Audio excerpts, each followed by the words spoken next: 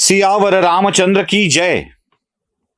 रामचंद्रांनी रावणाला निशस्त्र केलंय, रथविहीन केलंय, हतबल केलंय. पहिलं युद्ध आहे. हतबल झालाय रावण. आता हातात कोणतंही शस्त्र नाही, कोणतीही विद्या नाही. रामचंद्र हातात धनुष्य घेऊन उभे आहेत आणि रामचंद्रांच्या समोर रावणाला मारण्याची संधी आहे. पण रामचंद्र काय म्हणतात? जा, मी निशस्त्र योद्ध्यावर वार करत नाही, रथविहीन योद्ध्यावर वार करत नाही. तुझ्यामध्ये आणि माझ्यामध्ये एवढाच एक फरक आहे. तू मी रथविहीन असताना माझ्यावरती वार करत होतास. तू रथविहीन झालायस, मी तुला मारणार नाही. तू शस्त्राशिवाय आहेस, निशस्त्र योद्ध्यासोबत मी लढत नाही. माझ्या कुळाचे संस्कारच हे माझ्यावरती आहेत. जा, तुला माफ केलं. याच्या इतका मोठा अपमान कुठे नसतो. याच्या इतका मोठा अपमान कुठे नसतो. रावण मरण्याची शक्यता होती. रावणाला संपवता येऊ शकलं असतं, पण जा, तुला माफ केलं म्हणून सोडून दिलंय. आता रावणाचं पुढचं आयुष्य रामचंद्र यांच्या दयेचा भाग आहे, त्यांची कृपा आहे. सोपं नाही हो. ज्याला मारण्याचा विचार करायचा आहे तो रामचंद्रांच्या दयेवरती जगतो आहे. तो घेत असलेला श्वास, तो खात असलेला घास, हे सगळं कशामुळे आहे? तर रामचंद्रांची दया आहे म्हणून आहे, रामचंद्रांची कृपा आहे म्हणून आहे. रावणाला असं हतबल झालेलं अनेक वर्षात बघितलेलं नव्हतं कोणी. आकाशात देवतांची गर्दी जमली आहे हतबल झालेला रावण बघायला. इतके खुश झालेत, इतके प्रसन्न झालेत की बस, आता रावणाचा अंत जवळ आला आहे हे कळलंय. आता एक मोठा प्रश्न आहे, कारण कसं आहे, पुराणातल्या कथा ऐकायला लागलं की प्रश्न निर्माण होणारी माणसं खूप असतात. म्हणजे कथा कधी ऐकून वा छान झालं असं नाहीत म्हणत. असं का झालं असेल असा प्रश्न अनेकांच्या मनामध्ये असतो. का बरं सोडलं असेल? शक्य होतं ना हे युद्ध संपवणं. बघा, शक्य होतं हा युद्ध संपवणं, मग का सोडून दिलं असेल?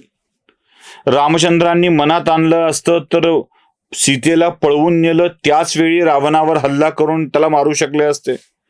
देवच होते ते, का नाही मारलं? आत्ताही रावण सापडला होता कचाट्यात, का नाही मारलं? रामचंद्रांची पुन्हा सद्गुण विकृती होती का? ज्याला काही करता येत नाही ना, तो शंका व्यक्त करतो. आजही हीच पद्धत आहे. बर, अडचण काय आहे? सज्जनांची शंका सज्जनांच्या वरतीच असते, भक्तांची शंका देवावरती असते. का नसेल मारलं बुवा? एवढं सगळं जमून आलं होतं, जेवढ्यासाठी अट्टहास केला होता, सगळं घडलं होतं. मग का असं घडलं असेल? का सोडून दिलं असेल? कशासाठी रावणावरती एवढी कृपा केली असेल? मंडळी, रामचंद्रांनी केलेल्या काही गोष्टी आठवा. त्यांनी समुद्राच्या तीरावर त्या बाजूला असताना बिभीषणाला लंकेचा राजा घोषित केलेलं होतं आणि राज्याभिषेक घडवलेला होता. रावणाच्या इथल्या मृत्यूनंतर बिभीषण लंकेचा राजा होऊ शकला असता का? नाही. कारण रावणाचा ज्येष्ठ पुत्र आणि लंकेचा युवराज जिवंत होता, इंद्रजित.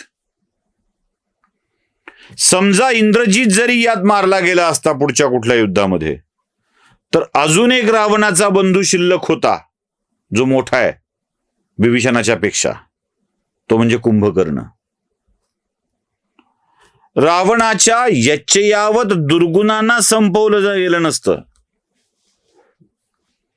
नुसता रावणाचा अंत करायचा नाहीये, रावणाच्या सोबत ज्या ज्या म्हणून असुरी शक्ती या जगाला त्रासदायक ठरलेल्या आहेत त्यांचा अंत करायचा आहे. खुलासा केल्याशिवाय आपलं समाधानच होत नाही, ही आपली अडचण आहे. देव, भक्त, भक्ती ही श्रद्धेवर, विश्वासावर असते, याचा सोयीस्कर विसर आपल्याला पडतो.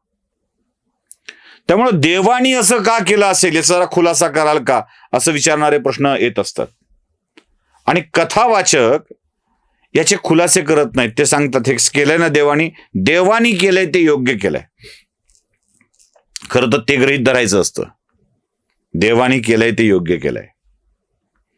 रावणाला सोडलंय रामचंद्रांनी, कारण याचे यावत राक्षस कुळाचा विनाश घडवून आणायचा आहे. शिल्लक राहिलेले शिल्लक ठेवून जमणार नाहीये, त्यांनाही मारलं पाहिजे. तरच ही पृथ्वी पापमुक्त होईल, अन्यायमुक्त होईल. पण आमच्या कुठे लक्षात येत आहे, रावणाच्या समोर दुसरा कुठलाही पर्याय उरलेला नाहीये. खजील अंतःकरणाने, पराभूत मनाने आता काय करायचं, कसं करायचं या भावनेतून रावण युद्धभूमीतून दूर जातोय. रथ नाही आहे, चालत चालत चालत शत्रूला पाठ दाखवून निघालेला रावण. काय चित्र असेल युद्धभूमीवरच. आपले एक एक वीर मारले जात आहेत, मी याचा बदला रामचंद्राकडून घेईन म्हणून चालत चालत युद्धभूमी सोडणारा रावण वानरसेना बघतेय, हर्षोल्लासित होतेय. स्वर्गातल्या देवी देवतांना, गंधर्वांना, यक्षांना अत्यंत आनंद होतोय. आणि राक्षस सेनेचं एकूणच बळ सगळं गळून गेलेलं आहे. खाली मान घातलेली, शस्त्रविहीन, आपल्या राजमुकुटाच्या झळाळीला कमी झालेली ती झळाळी, येताना तेजपुंज दिसणारा रावण, जाताना मात्र पराभवाच्या काळोखाने काळवंडलेला आहे. हा काळवंडलेला रावण आपल्या लंकेत जातो. आणि लंकेत गेल्यावर खरं तर रावणाला कोणाशी काय बोलावं असा प्रश्न पडलेला असतो. काय बोलावं? खूप काळ लंकेच्या राजभवनामध्ये शांतता आहे, अगदी घनगंभीर शांतता आहे. आपल्या पराभवानं गप्प झालेला रावण, पराभवानी गप्प झाल्यावर आत्मचिंतन करावं, आत्मशोध करावा, त्यातून जो बोध होईल त्याप्रमाणे वर्तन करावं. पण रावणाचं हे आत्मचिंतन चालू नाहीये. खरं तर चिंतापेक्षा चिता जास्त रावणाला जाळतीये, पराभवाची चिता. या पराभवानं रावणाला वस्तुस्थितीची, मर्यादांची जाणीव झाली आहे असं अजिबात नाहीये. अडचण खरी इथे आहे, त्याच्यातली सुडाची, अपमानाची भावना अधिक वाढलेली आहे. आणि ही अपमानाची भावनाच रावणाला याचा बदला घेण्यासाठी भाग पाडतीये. आणि तो बदला घेण्यासाठी रावण आता काय निर्णय घेतोय ते बघावं लागणार आहे. ते बघूया पुढच्या भागात. सियावर रामचंद्र की जय.